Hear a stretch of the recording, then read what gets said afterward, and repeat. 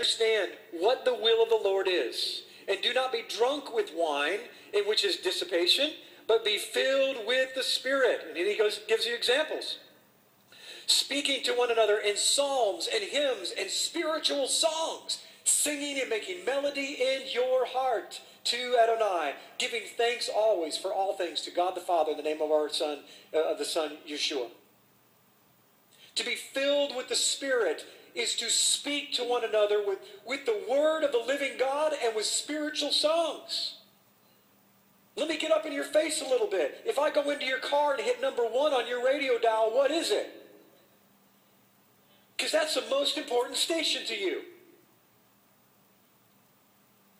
If I hit 2, what's your second most important?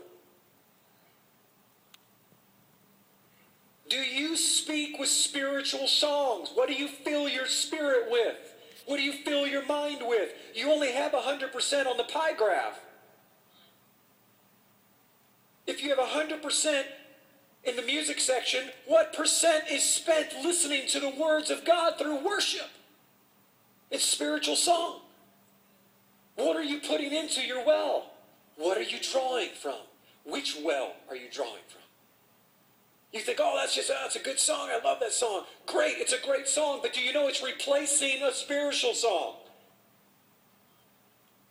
When you wake up in the morning, or do you wake up to Wheel in the Sky? Or do you wake up to a new song from the scriptures that's edifying your soul? I'm not saying that you can't listen to any secular songs. I'm saying that on a 100% scale, it better be under 5%, in my opinion. I want 95%. I want 100% of my walk with Yahweh. If I had my way and I could get rid of 100% of my flesh, I would just absorb every category on my pot graph with my King's words. Because what comes in goes out. And you think I'm just making this up. Psalm 100, David says this: serve the Lord with gladness. Come before his presence with singing. Now, time out. Flag on the play. How do you come into his courts, his holy convocation, singing if you're depressed?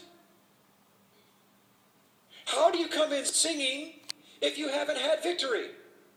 How do you come in singing if you don't feel his presence before you get here?